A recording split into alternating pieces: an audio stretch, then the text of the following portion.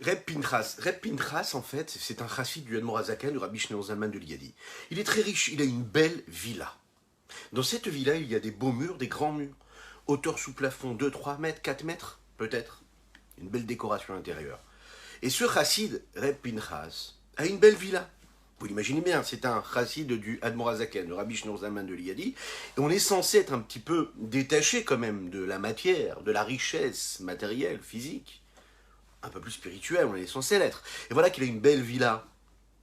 Le Admorazaken lui pose la question, lui dit, mais dis-moi, Reb Pinchas, où est-ce qu'elle est ta tête? Pourquoi est-ce que Reb Pinchas a besoin d'avoir une villa si belle, si grande, si majestueuse? Est-ce que tu n'es pas un petit peu perdu dans cette matérialité, dans ce matérialisme? Et Reb Pinchas de répondre au Admorazaken, vous savez, cher maître, autant de briques il y a dans cette belle villa, il y a des larmes que j'ai versées. Pourquoi? Eh bien, comme j'ai une belle villa, toutes les réunions de la communauté se font dans ma villa. Et lorsque j'entends les sujets qui sont relatés, les préoccupations de ma communauté, eh bien, ça me donne envie d'y participer, de prendre conscience de ce qui se passe autour de moi, et donc ça me fait verser des larmes face aux besoins de la communauté. Et donc, je m'y intéresse, et donc j'aide la communauté grâce à cela. Imaginez si ces réunions-là n'avaient pas lieu chez moi à la maison, eh bien, qu'est-ce qui se passerait? Ben, je serais totalement détaché, déconnecté de ce qui se passe dans la communauté, et donc, j'aurais beaucoup plus de temps pour penser à des plaisirs matériels, physiques, justement, encore plus que de posséder cette magnifique maison. Donc, voilà pourquoi j'ai une belle maison. Je m'en sers justement pour sanctifier mon quotidien. Le Norazakan a répondu comme ça, lui a dit, eh bien, dans ces cas-là, Reb Pinchas a tout à fait raison d'avoir une belle villa. Qu'est-ce qu'on fait de ce que nous possédons? Boker Tov les Koulam, bonjour à toutes et à tous. Infiniment heureux de vous retrouver dans cette magnifique matinée que Dieu nous offre sur la terre. Je vous invite, encore et toujours avec un Boker Tov à notre cher ami Eli, à tous ceux qui nous rejoignent sur les différents réseaux, David, etc., de partager, oui c'est important, partager, liker, commenter ces publications afin que nous soyons encore et toujours plus à étudier ensemble les magnifiques trésors que la Chassidoute nous permet, celles qui nous permettent de nous rapprocher un petit peu plus de la venue de Mashiach, de comprendre, d'entendre, de percevoir un peu ces sons-là derrière le mur de ce que nous allons étudier très rapidement quand Mashiach arrivera. Juste après ces quelques notes de Nigun. Ay ay ay ay ay ay ay ay ay da da da da ay ay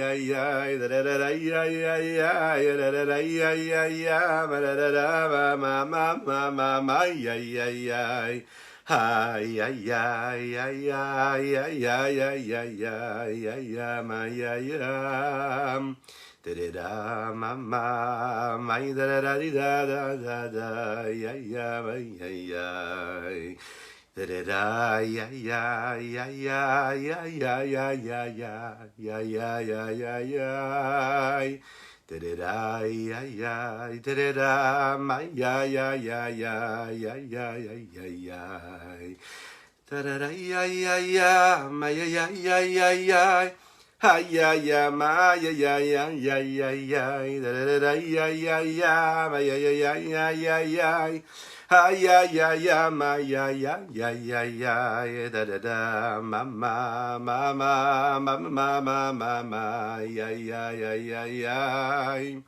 Tididam ma ma mai, ay da da da di da da da da, ay ay ay ay ay, da da da ay ay ay, ay da da da di da da da da, ay ay ay ay ay ay, da da da ay ay ay, da da da di da da da, ay ay ay ay ay.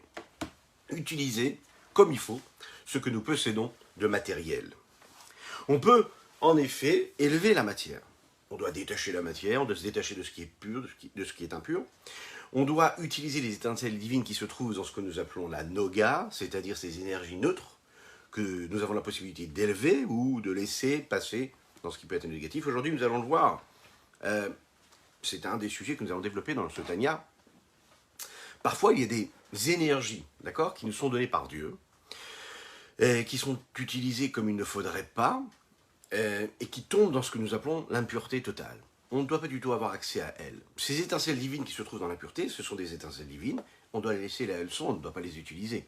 La seule manière de les élever, c'est justement de ne pas être en contact avec elles. Pourtant, on voit que dans la Torah, nous étudions des lois qui concernent ces lois qui sont interdites, qui nous amènent des interdits. Alors qu'est-ce qui se passe avec ces études-là? On peut passer des heures à étudier ce qui est pur et ce qui ne l'est pas. On peut passer des heures à étudier, justement à faire ce travail de raffinement, d'extraire, par exemple, la halakha, de comprendre ce qui est permis ou ce qui ne l'est pas, et donc de passer un peu de temps à parler de ce qui est interdit. Le fait de parler de ce qui est interdit, est-ce que c'est positif ou pas? Ben ça l'est, puisque c'est une forme de Torah d'enseignement. L'étude, elle, n'est pas concernée par l'énergie et l'étincelle qui viennent dans ce qui est interdit. Le fait d'étudier, c'est quelque chose déjà de kadosh. Donc on a déjà sanctifié notre moment de vie, notre instant, puisqu'on l'a utilisé à étudier quelque chose de kasher. Vous savez, il est dit comme ça dans le texte, Kedoshim tiyu, vous devez être saint. Kadesh atzmecha bemutarlar, tu dois te sanctifier dans ce qui était interdit. On connaît ce dicton que le Admor Azaken avait l'habitude de dire, le Rabbi Shlomo Zalman, il dit comme ça, ce qui est interdit, c'est interdit. C'est assourd, comme nous l'avons dit hier, c'est enfermé, tu ne peux pas le délier. C'est bloqué, c'est emprisonné. Par contre, ce qui est permis, meyutar, comment nous disons moutar, comme nous disons permis en hébreu, on disait moutar. Alors on l'a dit hier, on l'a expliqué, c'est délier moutar, les attir. Ok, mais ça veut dire aussi quelque chose. Ça se rapproche d'un autre mot en hébreu qui se dit meyutar. Qu'est-ce que ça veut dire meyutar? Quelque chose qui est en plus, en trop. Ce qui est interdit, c'est interdit, je n'y touche pas. Et ce qui m'est permis, ça reste quand même quelque chose qui est meyutar, quelque chose de trop. Je peux me suffire de peu, je peux me suffire de très très peu, d'un minimum, mais je peux aussi aller chercher l'excès. Eh bien on te dit, suffis-toi de peu, même dans ce qui t'est permis. Pourquoi? Parce que quand tu te suffis de peu, tu te connectes à la raison essentielle de chaque élément avec lequel tu as le contact. Et quelle est la raison essentielle? C'est l'étincelle divine qui te rapproche le plus de ta mission sur Terre, qui est quoi? D'élever les étincelles divines de la sainteté. Plus tu vas être dans quelque chose de permis, mais qui se détache de cette étincelle, de cette vraie, on va dire, factuelle raison.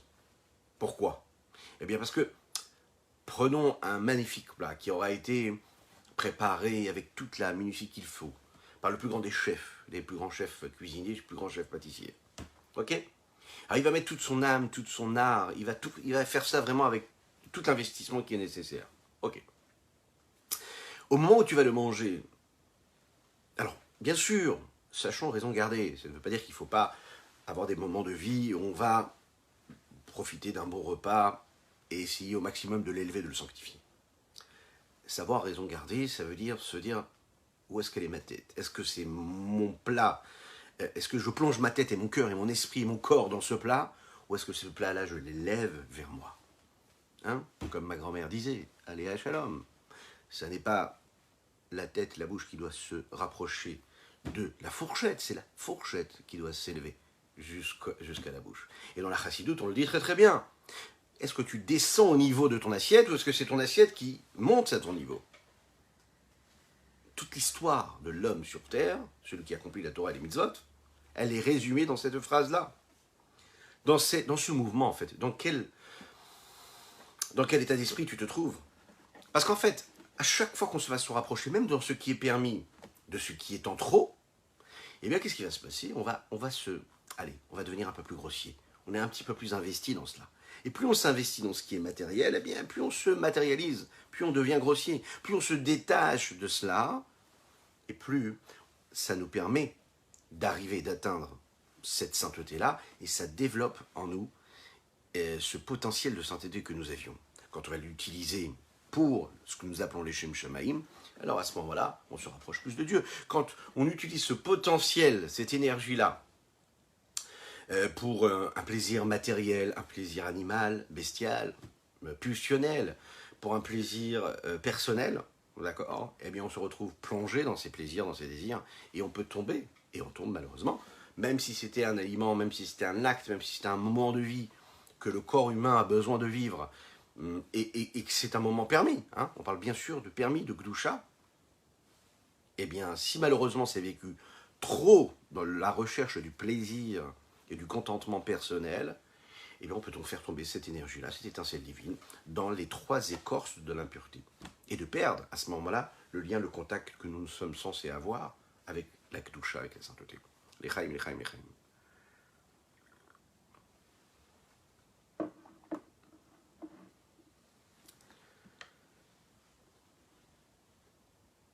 Il y a différentes façons d'élever chaque élément avec lequel on a un contact.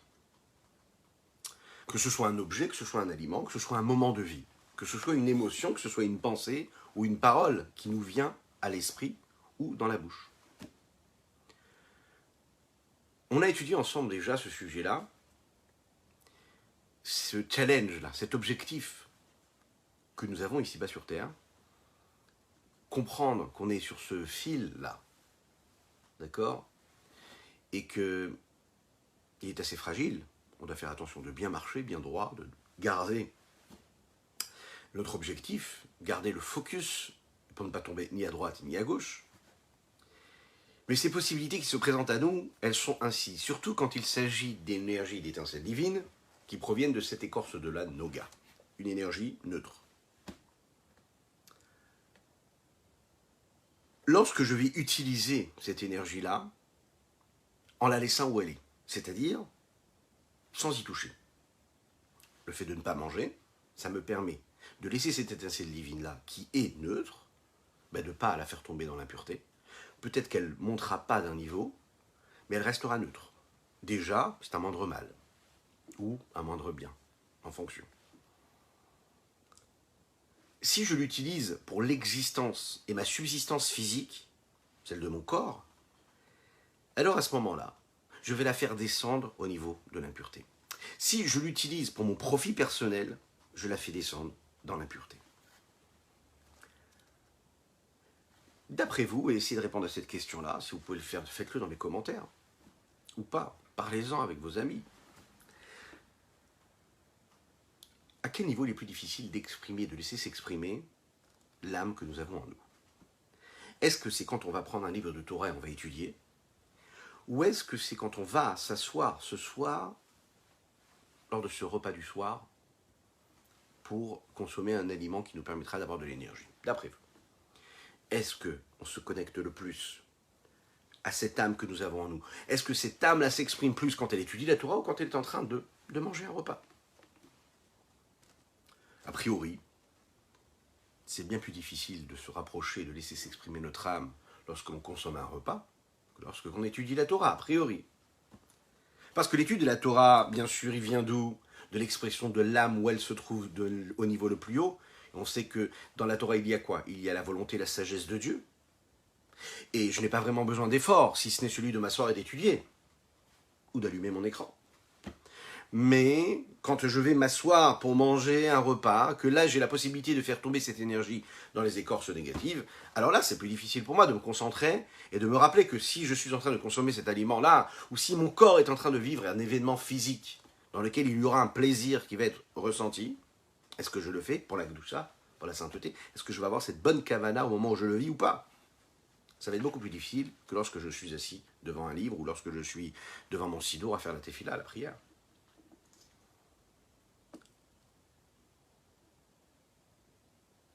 Alors, la réponse que la chassidoute va nous donner, c'est qu'un homme en réalité, ce serait trop facile de lui dire mets-toi dans une pièce, prends un livre de Torah et étudie la Torah toute la journée, de cette façon-là tu seras kadosh, tu seras saint. On sait que ce n'est pas du tout une façon de voir chassidique. On sait qu'un homme, il est ancré dans la réalité, il doit vivre dans le monde qu'Akadosh Baruch Hu, que Dieu lui a donné. Et dans cette réalité-là, il doit se comporter comme il faut, il doit se sanctifier et s'élever. C'est ce que Dieu a voulu. C'est ce que Dieu a voulu lorsqu'il y a eu la semaine dernière le déluge et lorsqu'il dit à Abraham Avinu, vas-y, lech lecha me'artzecha, va-t'en de cette terre-là. Elle a arrêté sa chérika, évolue, va, vis, deviens, grandis, Abraham. Il lui dit, il faut que tu grandisses et que tu vives chaque étape pour l'étape qui se présente à toi, et pas parce que tu vas fuir quelque chose, parce que tu te construis, parce que tu vis dans ce monde, dans cette terre-là. Et dans cette terre, tu vas créer cette sanctification et cette sainteté-là. C'est intéressant que le monde va vivre plusieurs milliers d'années, quasiment presque 2000 ans, avant qu'Abraham Avinu arrive. Vous imaginez un petit peu? Abraham Avinu, pendant toutes ces années, il n'y avait pas cette lumière d'Abraham Avinu. Et Abraham Avinu, il va arriver parce qu'il va comprendre que l'homme sur terre, il est là pour vivre dans ce monde-là, et dans ce monde-là, tirer le meilleur et l'étincelle divine qui s'y trouve. On est confronté à cela tous les jours de notre vie. Vous savez, on est tous un petit peu sur Abraham Avinu. Abraham Avinu, c'est le juif du pourquoi. C'est celui qui est capable de se poser la question à chaque fois qu'il est face à une situation, de se dire qu'est-ce que je suis en train de faire là maintenant? Est-ce que je suis en train de descendre au niveau de l'impureté ou est-ce que j'élève mon moment de vie? Est-ce que je le sanctifie ou est-ce que je le gâche? Est-ce que je le fais tomber dans l'impureté? Ça peut être au moment où je prends mon petit café du matin. Ça peut être aussi un thé. Bon. Alors si c'est un café qui est pour l'âme, alors ça, il n'y a pas de problème. Vous l'élevez, les chaïm. Si c'est un café qui va me donner de la force, de me lever, de prendre mes affaires, de réveiller mes enfants en temps et en heure, sans être stressé, sans crier sur eux, parce que je me suis réveillé un petit peu en avance. Vous voyez? J'ai pris mon petit café, je me suis calmé, je suis prêt à attaquer la journée comme il faut. Alors là, c'est parfait. Si je m'assois pour prendre un vrai petit déjeuner, parce que j'ai besoin de force, et qu'ensuite je prends cette énergie, je la transforme, c'est extraordinaire. Il y a parfois d'autres situations. Voilà, Bezrat Hashem, dans quelques jours, nous arrivons au jour du Shabbat, et là, Shabbat, on va s'asseoir, et par exemple, quand on va s'asseoir pendant le repas du Shabbat, on nous dit que le Oneg Shabbat, ça fait partie de la mitzvah. Le plaisir que je peux reprendre, que je peux trouver de la consommation des repas de Shabbat, c'est déjà une mitzvah. Pourquoi? C'est ce que nous appelons le Oneg Shabbat. Donc dans ce domaine-là, dans ce grand jardin du bien et du mal, de ce Etz Adat Tov Vara, il y a le bien, il y a le mal. Cet arbre de la connaissance qui nous permet de discerner et de trouver, de savoir donc qu'est-ce qui est bon, qu'est-ce qui ne l'est pas. Qu'est-ce qui me permet de faire ce travail de raffinement ou pas. Il y a chaque élément de mon existence, chaque événement, chaque moment de vie. Regardons ce qui est dit ici, dans notre Tanya du jour, dans les mots si vous le voulez bien. Arbehemet. Rabbi Shimon Zalman me dit comme ça. Véritablement, il faut le savoir.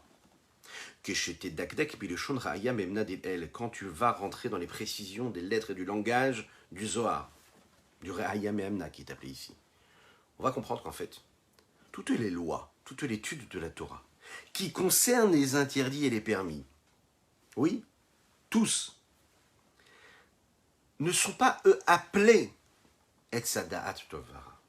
Ça n'est pas l'étude de ces lois qui concernent ce qui est permis ou ce qui est interdit, qui est appelé l'arbre de la connaissance qui nous permet de discerner le bien du mal. Ce n'est pas l'étude. Ces éléments-là, ce qui est permis ou est interdit, oui, constituent cet arbre de la connaissance qui est le bien et le mal.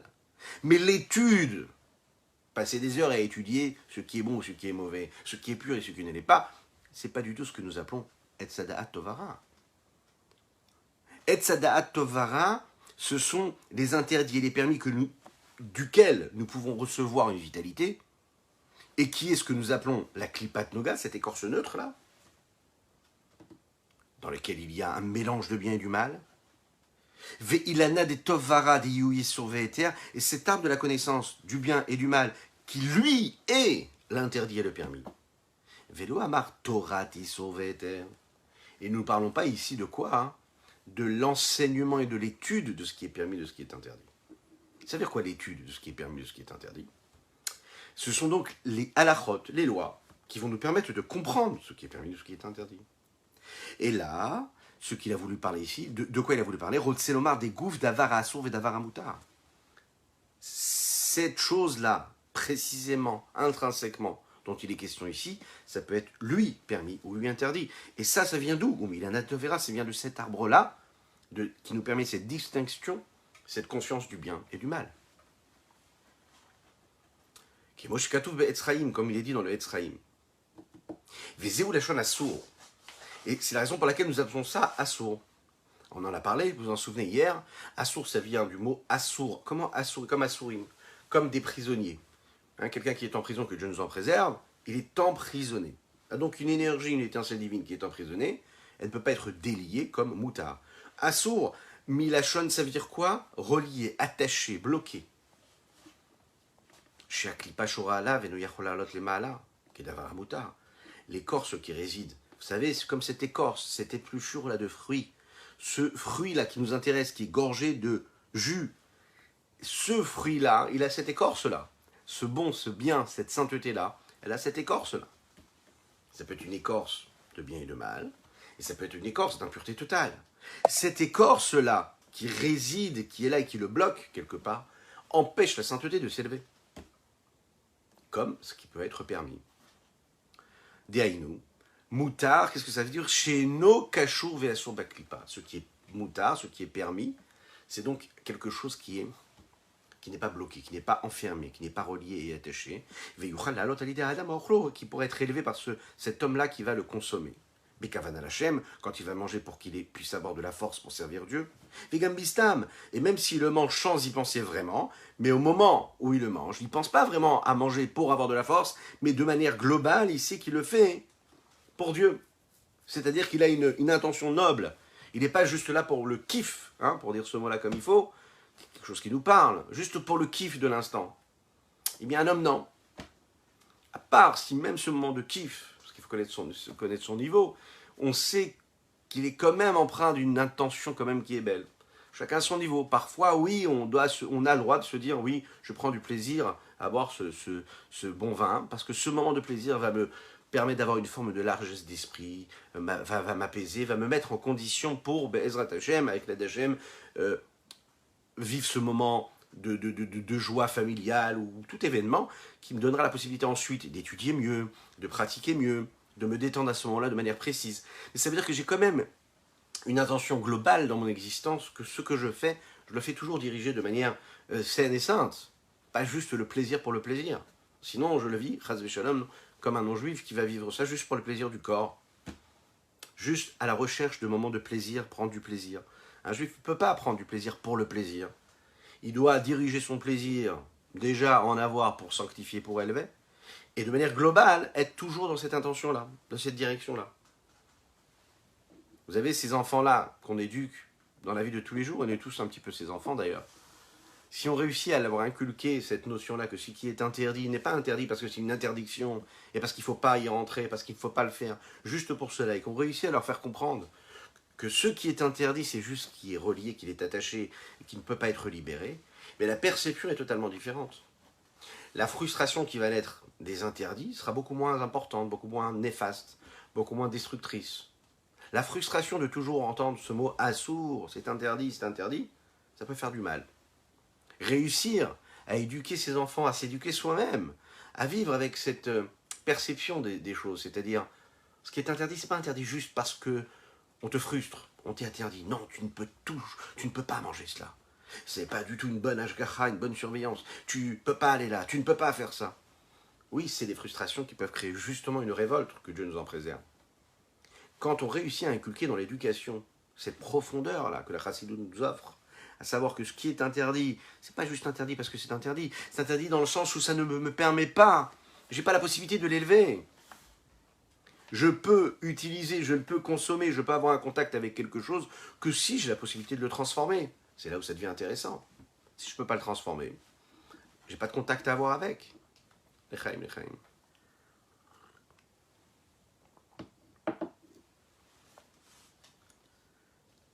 Kol adam haoved Hashem shebekoach achila ahi lomed umitpalel Hashem. Je comprends que chaque personne qui sert Dieu, et qui par la force de cet aliment qu'il va consommer, va étudier, va prier Dieu.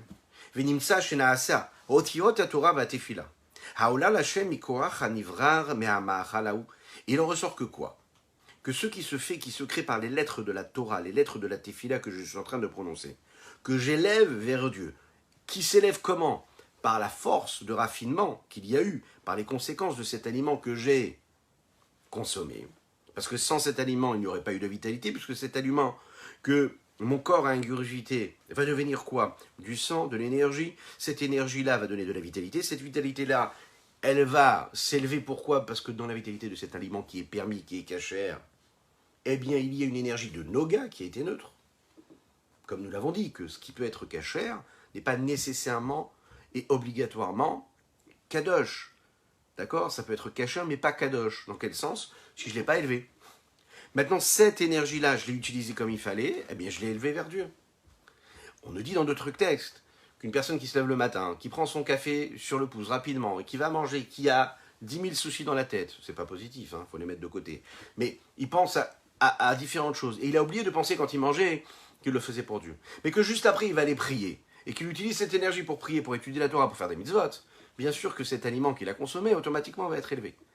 Si ce n'est qu'il est positif, très important, de prendre ce réflexe-là et de s'habituer à cela. Et comme un sportif, puisque chaque juif, chacune et chacun d'entre nous, on est ces sportifs de haut niveau, puisqu'un juif sur terre, c'est un sportif de haut niveau, il ne doit jamais s'arrêter, il doit être zélé, il doit être affûté, il ne doit jamais s'arrêter, oui, c'est comme ça. Et bien, qu'est-ce qu'il fait? Il doit s'habituer, s'entraîner, par exemple, quand il va manger un aliment, il va consommer un aliment, à toujours... Quand il fait la bracha, la bénédiction, comme l'épouse du Rav Mordechai Eliyahu Zecher Tzadik Livracha avait l'habitude de raconter que quand son mari faisait les bénédictions des aliments, c'est là qu'elle voyait sa grandeur. C'était un moment qui était infiniment grand, qui résumait en fait toute sa grandeur, sa puissance, sa tzidkout. C'était un très très grand Mekoubal. Pourquoi? Parce qu'il disait, quand il disait une bracha, baruch, ata, Hashem, elle voyait, elle avait l'impression de voir la connexion qu'il y avait avec Dieu au moment où il faisait la bénédiction. En fait, c'est à la portée de toutes et tous.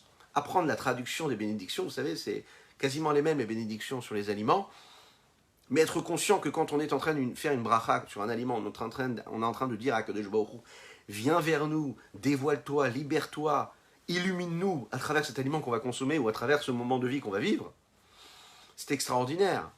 Et si on s'habitue à cela, eh bien, on se place dans cette ambiance-là, dans cet état d'esprit-là.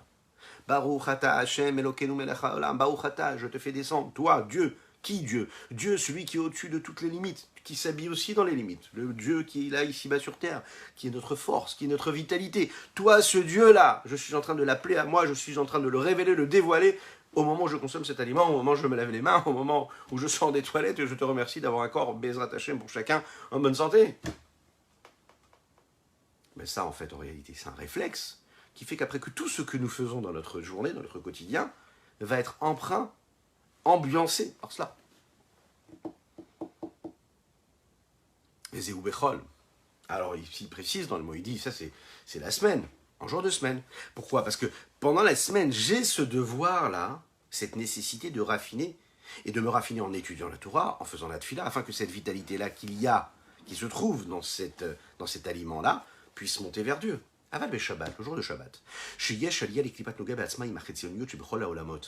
Le jour du Shabbat, il y a cette élévation automatique qui se crée, c'est-à-dire ce détachement de l'écorce de Noga neutre et qui se détache de la superficialité de la partie extérieure qu'il y a dans les différents mondes. Et quand il y a cette élévation, ce détachement de ce monde dans lequel nous vivons, de tous les mondes, vers le monde de la sainteté, puisque le jour du Shabbat, au-delà de l'espace et du temps, c'est un espace qui est au-dessus de tout, qui s'élève, qui est kadosh, qui est saint. Par définition, tout ce que je vais vivre pendant le jour du Shabbat sera détaché de la réalité, c'est-à-dire de ce contact que j'ai avec le profane, et qui appelle ce travail de raffinement et de tri. C'est la raison pour laquelle le jour de Shabbat, c'est interdit de trier. Parce que la semaine, on trie. La semaine, on raffine. Le jour de Shabbat, on ne raffine pas. Le jour de Shabbat, on est déjà raffiné, on est déjà le jour, l'instant, l'espace, comme nous disions, nous élève et nous détache. La reine mitzvah lechol kol ta'anugim Shabbat, c'est la raison pour laquelle nous avons une mitzvah de manger tous ces aliments-là qui nous permettent d'avoir plaisir. Vous savez, le juif qui veut accomplir la Torah, se rapprocher d'Hachem, il doit comprendre que tout ce qui va se présenter à lui pendant la semaine, les juifs pieux, en fait, ne vont pas aller au restaurant pendant toute la semaine, juste à part si c'est pour manger, parce qu'il faut manger pour se substanter et avoir de l'énergie. Mais le plaisir de la nourriture chez un juif, c'est quand? À part si c'est pour un mariage, à part si c'est pour une bar mitzvah, à part si c'est pour une mitzvah, une soudat mitzvah. C'est quoi? Le jour du Shabbat. C'est la raison pour laquelle la halakha, la loi nous dit, tu es pendant la semaine, tu vas faire tes courses, tu te promènes dans la rue, tu vois un magnifique aliment, qu'est-ce que tu fais? Tu le mets de côté pour Shabbat. Et si le lendemain, tu vois encore quelque chose de meilleur pour Shabbat, eh bien tu prends ce que tu as acheté la veille et tu le consommes pendant la semaine, et ce que tu as trouvé de meilleur, tu le gardes pour Shabbat. Parce que le jour du Shabbat, c'est le jour où les plaisirs de l'homme doivent s'exprimer. Pourquoi? Parce qu'on est sûr que quand on consomme un plaisir, le jour du Shabbat, il est directement élevé. Pendant les jours de la semaine, lorsque je vais prendre vraiment du plaisir à consommer un aliment, j'ai un doute. Est-ce que vraiment je réussis à l'élever? Je vais choisir d'ouvrir une magnifique bouteille de vin pendant la semaine. Bon, c'est cachère, parfait. C'est plus compliqué de raffiner ce moment de vie que de le faire le jour de Shabbat. Tu prends une belle bouteille, tu l'ouvres au moment où tu fais le kiddush, bien tu es sûr d'élever ce que tu as utilisé ici. Imaginez la gdusha que c'est. Prendre ce vin-là, ce magnifique vin, et de l'élever au moment où tu fais kiddush. La même chose pour le reste du repas. Le fait de manger le jour de Shabbat, le Rabbi Shlomo Zalman nous dit ici, c'est pas seulement que je vais tirer de l'énergie de cette consommation-là, et cette énergie, elle me permettra de bien prier Shabbat ou bien étudier la Torah, comme la semaine. Non, le fait de manger, déjà, c'est déjà une élévation. Et c'est la même chose pour les autres plaisirs qu'un homme vit dans sa vie de couple, de foyer, le jour du Shabbat. Ou les arbot bebassar veyahin. Ou bien on nous dit que c'est bien de manger par exemple de la viande et de multiplier ces repas-là. De la viande, du bon vin, afshe bechol. Bien que le jour de la semaine, quand il cherche à manger de la viande ou du boire du vin, nikra zolel vensové. Bon, ça fait un peu mal. Alors, on n'est pas du tout dans la culture du kiff là, attention. Ici, il nous dit, pendant la semaine, si tu cherches à manger une bonne viande, bien maturée, pendant la semaine, il y a un gros problème ici. Pourquoi? Ben parce qu'en fait, en réalité, comment tu vas élever ça? T'es appelé Zolel Vesové, t'es appelé un peu un glouton. Tu descends au niveau de la viande, quoi. Important de savoir. Ma chaîne Ken Midvar Assour. Ce qui n'est pas le cas dans ce qui est interdit complètement. Ben là, on parlait de quelque chose de permis, de caché. Dans quelque chose qui est interdit. Ma chaîne Ken Midvar Assour, chez Eno Yachol La'alot, lo Shabbat, lo Bechol, gam Kemishim, Palel, Velomet, Bakawachao. Quelque chose qui est interdit, je ne peux le consommer jamais, je ne pourrai jamais l'élever, que ce soit pour lui-même le jour de Shabbat, et la semaine en me disant, ah oui, mais j'ai quand même pris de la force et de l'énergie grâce à cela, et donc avec cette énergie-là, si j'étudie la Torah, a priori, je l'ai transformée. Imlo Shachal Ipkuach Nefesh, il précise ici, le Mrazaken, si ce n'est que je l'ai consommé, même s'il était interdit, dans un cas de force majeure. Une personne qui, dans un état de santé très préoccupant et dangereux, on va lui permettre de manger, par exemple, il y a des lois très strictes par rapport à ça, et parfois les rabbins, les rabbanim, vont nous permettre de consommer un aliment qui n'est pas cachère, si vraiment c'est une question de vie ou de mort. Alors la question que j'aimerais vous poser, qu'est-ce que vous en pensez? N'hésitez pas à le dire dans les commentaires, ou en replay, on peut le faire aussi également. Une personne qui mange un aliment qui est interdit, le thé est tombé, et cet aliment-là qui est interdit, il n'a, Mazel Tov, cet aliment qui est interdit, il l'a consommé et il l'a pas, en fait, il a pas du tout, qu'est-ce que je disais, déconcentré par le thé qui vient de tomber. Non, je vous précise, que vous sachiez quand même. Je répète la question.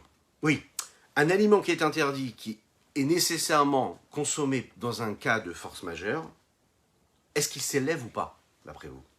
Une personne qui est dans un cas de vie ou de mort, alors les rabbins vont dire, voilà, cette personne-là, on peut lui donner quelque chose qui n'est pas cachère. Est-ce qu'il élève ce qu'il a consommé ou pas? Ou est-ce que ce qu'il a consommé, ça tombe dans l'impureté parce que c'est quelque chose qui est nécessairement tombé dans l'impureté parce qu'il est assourd? Alors n'hésitez pas à répondre. Et si vous n'avez pas la réponse, voilà ce que le Rabbi Shlomo Zalman nous dit ici.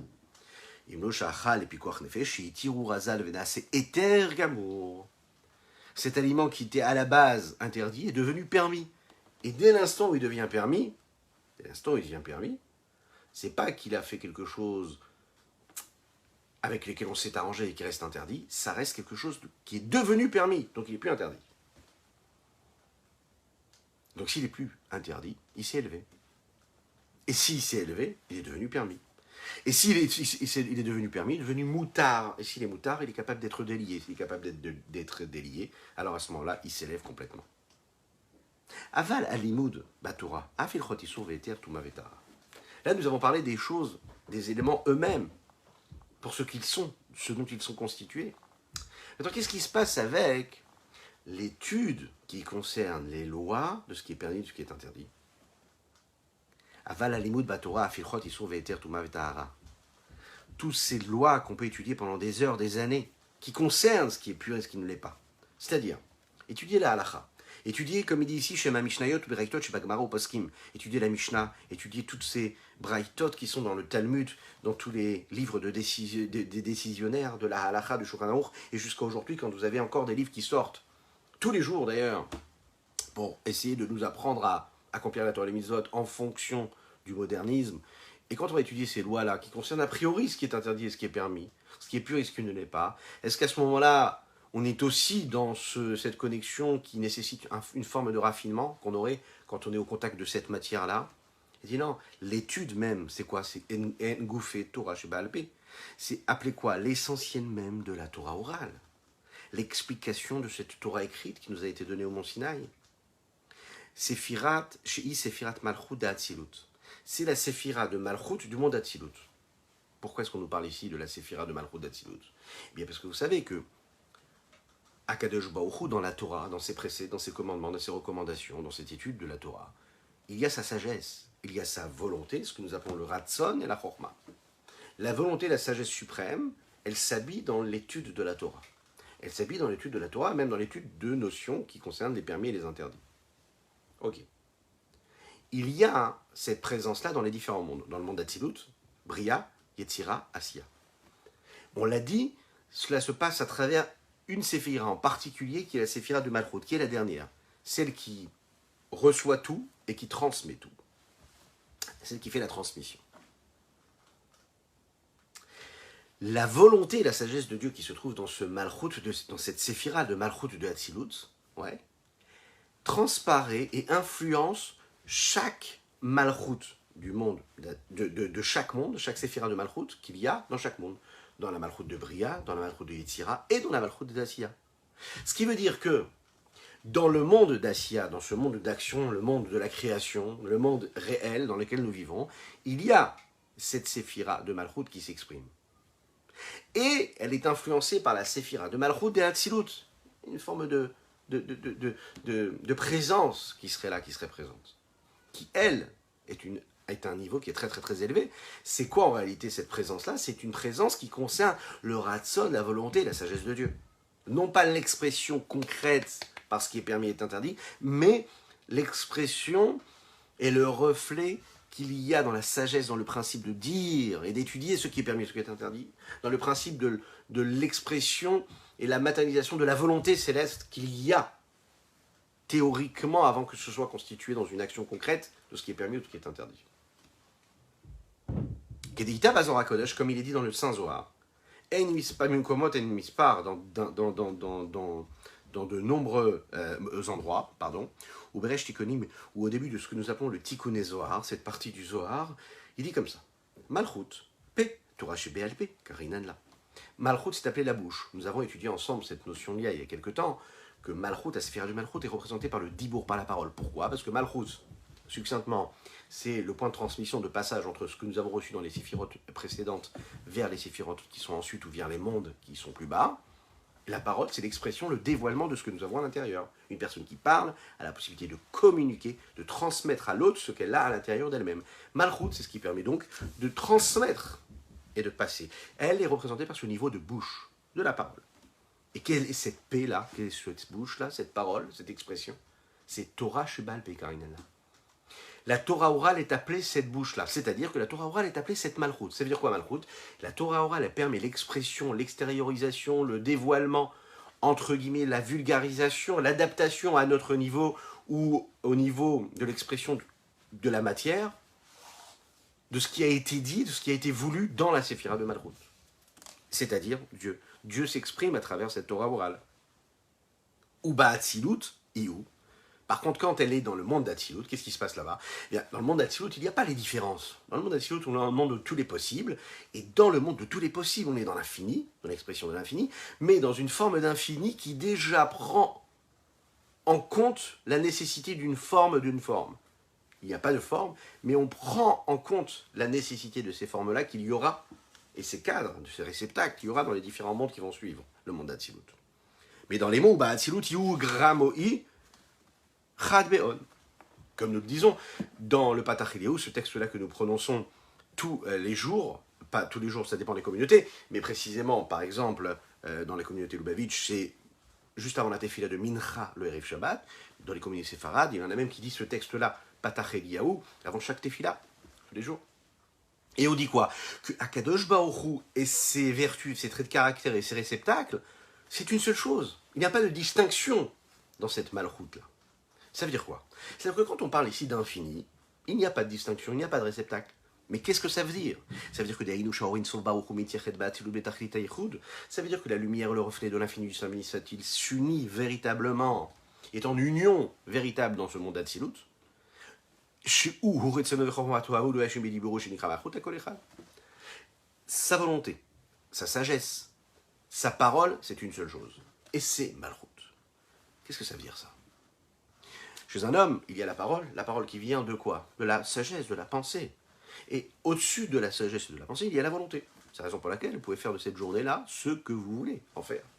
Oui, même si votre état de discernement, votre état de sagesse n'est pas au rendez-vous, sachez que la volonté d'un homme, elle précède sa sagesse et sa compréhension des choses et des événements.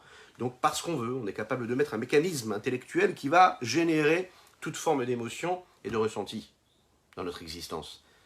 La volonté qui précède cette sagesse, qui précède les actes et la concrétisation et la matérialisation, c'est cette union dont il est question ici de Dieu, parce qu'au niveau de l'infini, tout est au même niveau.